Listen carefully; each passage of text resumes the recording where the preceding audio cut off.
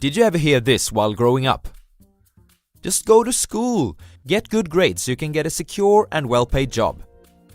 I bet that 95% of you have been raised to believe that this is the road to financial success. I know that I was.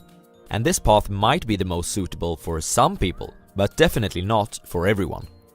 In Rich Dad's Cash Flow Quadrant, Robert Kiyosaki explains that there are 4 different paths to become wealthy, but some of them are more efficient than others.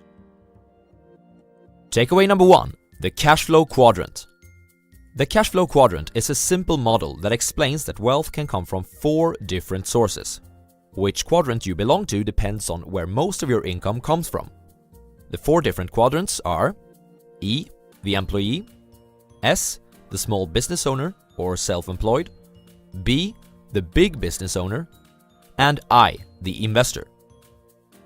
The employee strives for security. He achieves financial success by climbing the corporate ladder. And you might find him say something like, "I'm looking for a secure job with nice colleagues and great benefits." The small business owner or self-employed, on the other hand, strives for control.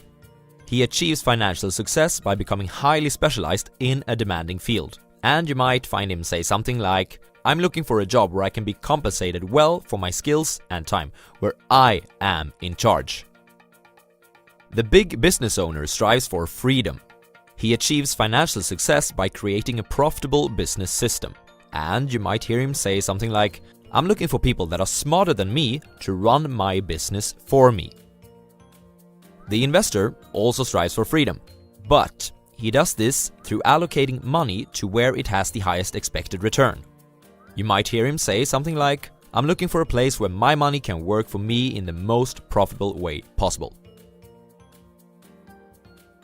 Takeaway number 2. OPT and OPM. The number 1 difference between the left side of the cash flow quadrant and the right side is OPT and OPM. OPT stands for other people's time and OPM for other people's money.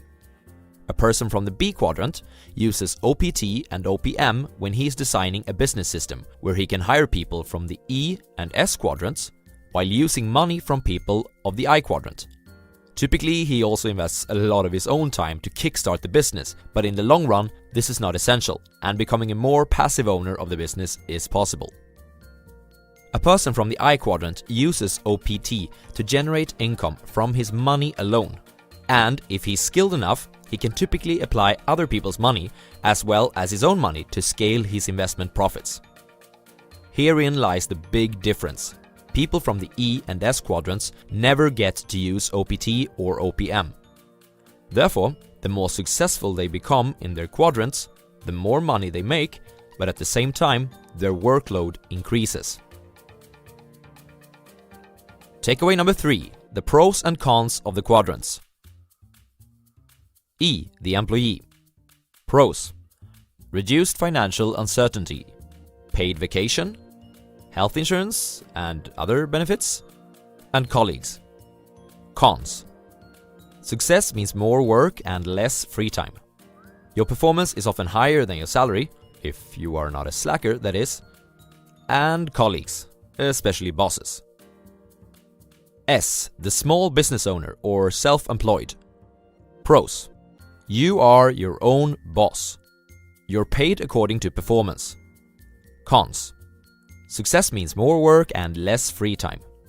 And financial uncertainty. You might lose money on this. B, the big business owner. Pros: OPT and OPM. Financial freedom can be achieved very quickly. And a greater portion of your profits goes to you. In other words, you pay less tax. Cons: financial uncertainty. You might lose money. It requires a different set of skills than what school teaches. And you'll have to manage people. I, the investor.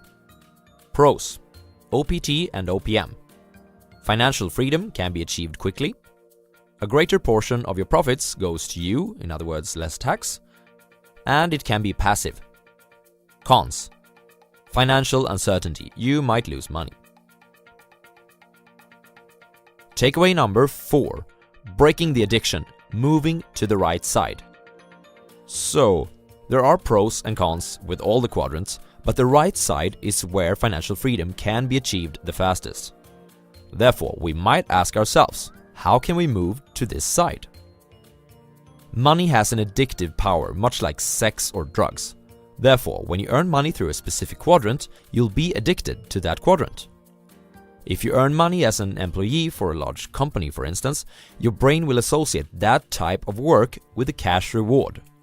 Switching from one quadrant to another becomes more difficult because of this. Moreover, if you've been raised in a family where degrees, job security, paid vacation, and governmental pension has been highly valued, you might have a difficult transition to make. Here are some potential mental obstacles for the conversion. You're taking too many risks. You might fail. Money can't buy happiness anyways. As if this wasn't enough, our educational system is built so that it rewards those who make the least number of mistakes and punishes those who make the most. In the B and I quadrants, you must act in the complete opposite way. People who take action will also make the most mistakes, but in the long run, these people will learn more and achieve more as business owners and/or investors. Thomas Edison was criticized for making 1014 mistakes before creating the electric light bulb. In response, he said, "I did not fail 1014 times.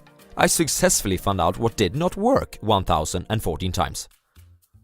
The transition won't be easy, but a great start is to surround yourself with people who have made the journey before and learn from those that are already successful in the B and I quadrants.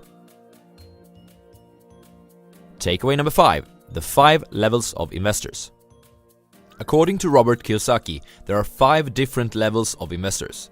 Starting from the bottom, we have 1. The zero financial intelligence level. At this level, we have the people who have nothing to invest at all. Each month, their expenses are higher than their income, often because they forget to pay themselves first, which is the most fundamental strategy for wealth building taught in the classic The Richest Man in Babylon. 2. The savers are losers level. Placing hard-earned money under a mattress or in a low-interest bank account will put you in the top 50% of people financially, but that doesn't mean that it's a solid personal finance plan. Why? Because of inflation. Between 1980 and 2017, the value of the Swedish crown was reduced by 69%, for instance. 3. The I'm too busy level. A lot of people are simply too busy with their careers, family, friends and vacations to dedicate time to investing. They therefore hand over their money to someone else to do it. The problem with this approach is that such a person will never learn how to invest. 4. The I'm a professional level. This is the do-it-yourself investor. He uses his own money and takes his own decisions. He is educating himself in the subject, but hasn't evolved to the last level yet. As you are watching this channel, I expect that you already are at this level, or higher, or that your intentions are to get here. 5. The capitalist level.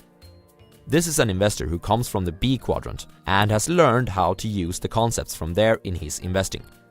For example, he is not investing alone. He has advisors that help him gather information about the markets, and in that using OPT. Furthermore, he uses OPM as well as his own money.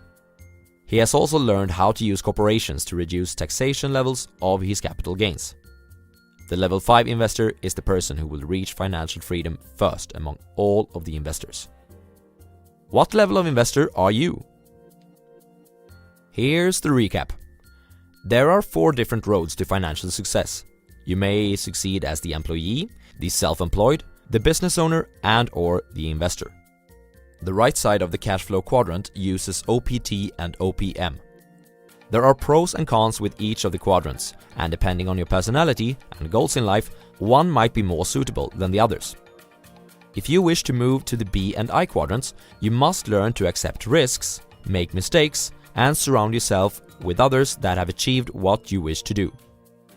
There are 5 levels of investors, and the greatest profits goes to the level 5 investor, who has learned how to implement business concepts in his investing approach. Thanks for watching, everyone. See you next time.